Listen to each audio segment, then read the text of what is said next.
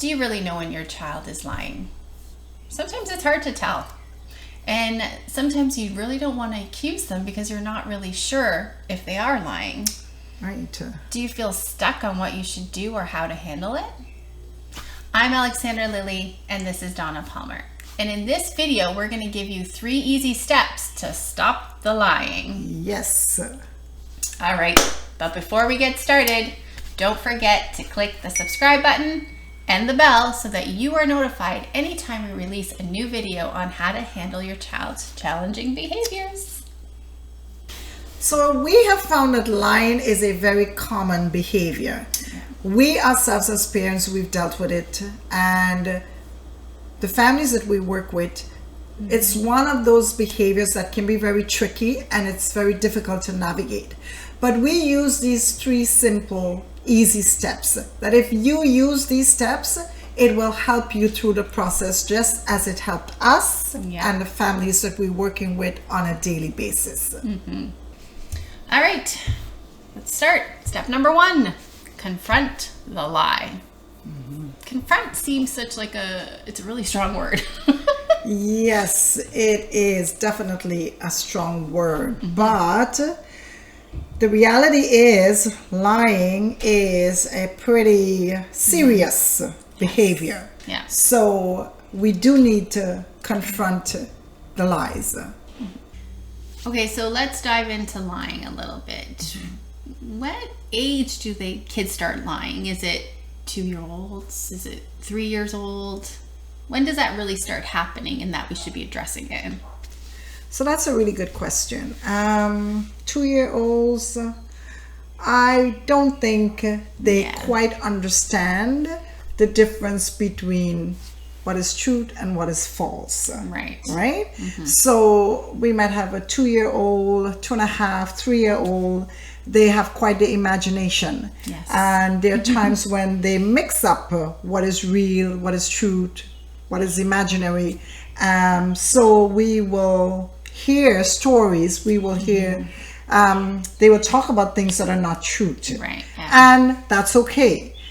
But do we want to address that as a lie or not? Not necessarily.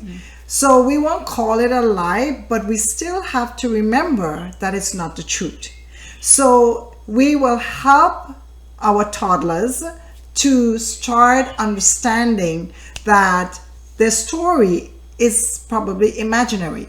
Is Amy real, or is Amy a friend that is in your imagination? Right? Did you really see the fire truck? Really? Right, exactly. And when you ask that question, they're more than likely to say no. Right? So really with that age and stage of development, we want to really help the kids to understand what is truth and what is not truth, right?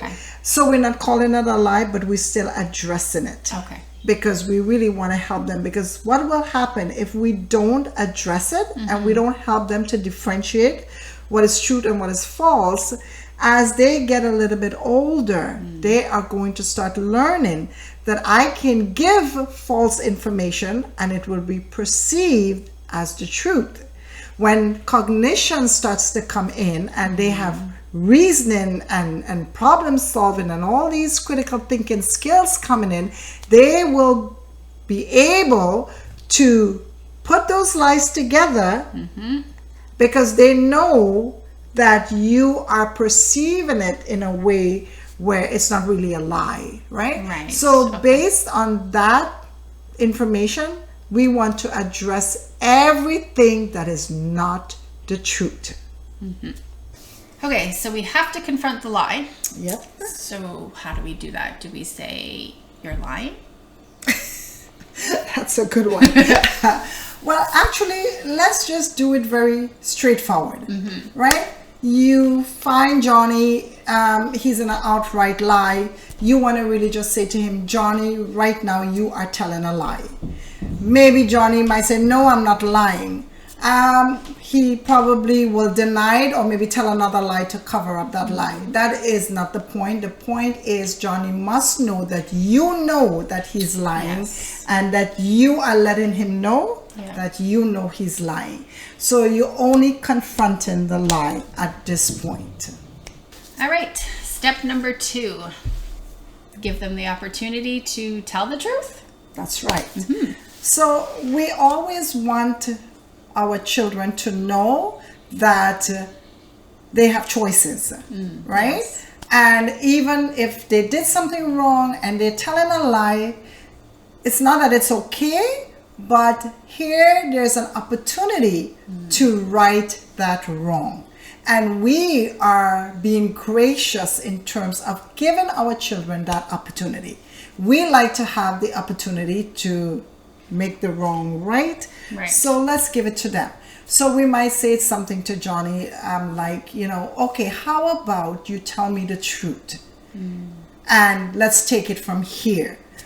Johnny may not want to, but it doesn't matter. We want to give him that opportunity. And when we are giving him the opportunity to tell the truth, we don't want to come across as though we're like, we want him to know that we are supporting him or her. We want them to know that, listen, I know you messed up, but it's okay. We can fix this. Here's an opportunity for you to fix it by telling the truth. So we want to come with that kind of approach, a supporter type of approach.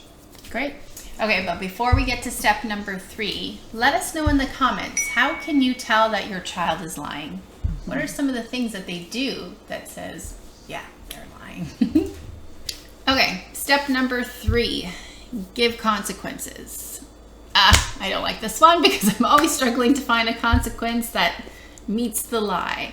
But for example, one of my children is not supposed to go out when I'm not home. And I had asked him, did you go outside and play with your friends? And he said, no. Meanwhile, we have a Ring camera. We could see outside and we can see inside, and we fully saw him outside. Wow. Total lie, right? So what did you do? Consequence was you couldn't come out, you couldn't play for the rest of the day with his friends that day and 2 more days. Now, he's a very active child, and I'll say he didn't do it again because he wanted to be outside. Yeah, and there are times when we have kids who will, like we talked about, they would tell a lie, and it's one of those things that we are not really going to give a consequence, but we are going to confront it. So the little girl that I talked about, she dropped the pencil on the floor and she go, oopsie, it fell, right? She was probably looking for attention. Now, but she still did tell a lie. So we would address that. I would say, Mary, you dropped the pencil on the floor. I saw you drop the pencil. And then eventually she said, yes, I did. Right? So it's really just bringing her attention to the lie. So we're picking our battles. Exactly. Right. Exactly. But then we have another little one. He's around 4.5. And I saw him with my markers and my paper, and I know it's on my desk. So I asked him, like, Johnny, did you take my markers and my paper off my desk? And he goes, no, I didn't. So I'm like, but you're using it, and it was on my desk, so you had to have taken it. He said, no, I didn't. Teacher Jane gave it to me. And then I asked Teacher Jane, and she said, no, I didn't give it to him. So I said, you know what? You need to put it back where you found it, and you will not be able to borrow my marker and my papers for the rest of today. Right? So that was the consequence. So really, we have to really stay focused on confronting the lie, so that regardless of what age it is, what stage of development, how big, how small, the lie is just a lie, and we need to confront it. Let the child know that we know they're telling a lie. Let them know that they're telling a lie if they're not sure, and give the consequences so that they will not tell a lie again.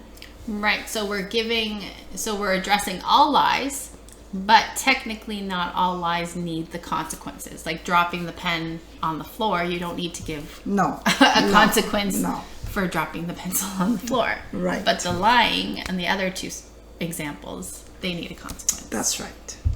All right, so let's recap. Step number 1, we confront the lie. Step number 2, we give them that opportunity to tell the truth. And then step number 3, we give a consequence when needed. Exactly. And the key to transforming any behavior, and we've talked about this in all of our videos, is to be consistent.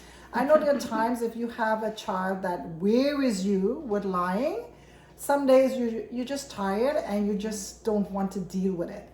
But that's the wrong move. We have to be on top of the lying at all times, because we need to help our kids to know that we know that they're lying and that lying is wrong and it's not going to get them anywhere. So we would stay the course, be consistent every time they tell a lie. Remember the 3 steps, Yes. implement it, and watch how it works. All right, so if you need help following these 3 steps, or need that support, or just someone to hold you accountable because you really want to help address the lying, then you can join our online parenting community support group, and you can go to www.parentingbeyondbehaviors.com. So be sure to check out our next video, where we are going to be talking about how to handle your child's disrespectful behaviors. And don't forget to subscribe and to like.